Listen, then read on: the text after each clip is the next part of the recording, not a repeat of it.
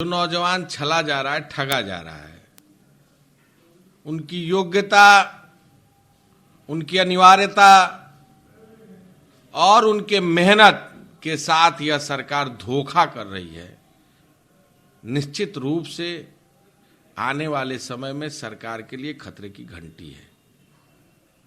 माननीय न्यायालय में सरकार को इन नौजवानों के प्रति सकारात्मक रवैया अपनाते हुए सोचना चाहिए था, अपना पक्ष रखना चाहिए था, दलील देनी चाहिए थी, लेकिन कहीं ना कहीं सरकार की लचीलेपन का यहाँ का नौजवान शिकार होता जा रहा है। जो सरकार 14 लाख रोजगार प्रतिवर्ष देने की बात की थी, रोजगार के नाम पर नौजवानों के विश्वास के साथ धोखा करने का काम किया है।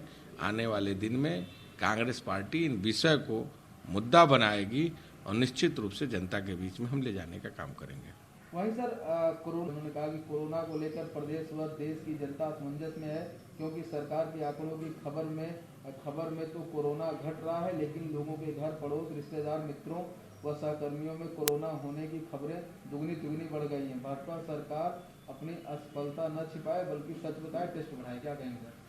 मुझे लगता है कि कोरोना महामारी में जिस रूप में सरकार को काम करना चाहिए था, सरकार पूरी तरह संवेदनहीन बनी हुई है। न जांच की व्यवस्था है, न इलाज की व्यवस्था है, न क्वारंटाइन सेंटरों में कोई व्यवस्था रह गई है। मानक के विपरीत इस दौर में पूरी तरह काम हो रहे हैं। जिस सरकार ने कोरोना किट, थर्मामीटर जैसे महत्वपूर्ण चीज में बड़े धनुगाही का साधन और घोटाले करने का काम किया, उस सरकार से उम्मीद रखना पूरी तरह बेईमानी होगी। यह सरकार इस महामारी से लड़ पाने में पूरी तरह ध्वस्त हो चुकी है, समाप्त हो चुकी है। वहीं सर मध्य प्रदेश में एक देखने को मिला, मध्य प्रदेश सरकार एक गाय मंत्रिमंडल बनाने जा रही है, जिसका हिस्सा बनेंगे पशुपालन, वन, पंचायत, ग्रामीण विकास, गृह और किसान कल्याण विभाग। ये गाय मंत्रिमंडल, ताऊ मंत्रिमंडल होने वाला, क्या कहेंगे? भाजपा शासित प्रदेश में सबसे पहले आवारा पशुओं से ये सरकारें निजात दिलाएं।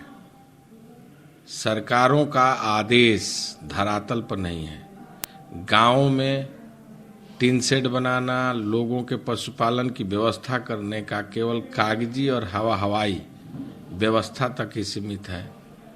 मुझे लगता है कि कोई भी मंत्रालय, नियम, कानून जनता के लिए होना चाहिए, जनहित के लिए होना चाहिए, लेकिन जहां भी भाजपा शासित प्रदेश है वो जनता के विपरीत कार्यों को करने का काम कर रही है। वहीं सर ममता बनर्जी ने कहा कि 23 जनवरी है, नेताजी सुभाष चंद्र बोस का जन्मदिन, उसको राष्ट्रीय अवकाश घोषित करे, क्या कहेंगे सर? निश्चित रूप से राष्ट्रीय अवकाश घोषित होना चाहिए। नेताजी ने अपना सर्वोच्च निछावर इस देश के लिए किया है। हम नौजवानों के लिए रोल मॉडल हैं। हम उनके आदर्शों पर, उनके बताए हुए रास्ते पर चलने की कोशिश करते हैं। सरकार को संजीदगी के साथ आदरणीय नेता सुभाष चंद्र बोस जी के दिन छुट्टी घोषित करनी चाहिए, सार्वजनिक अवकाश घोषित करनी चाहिए।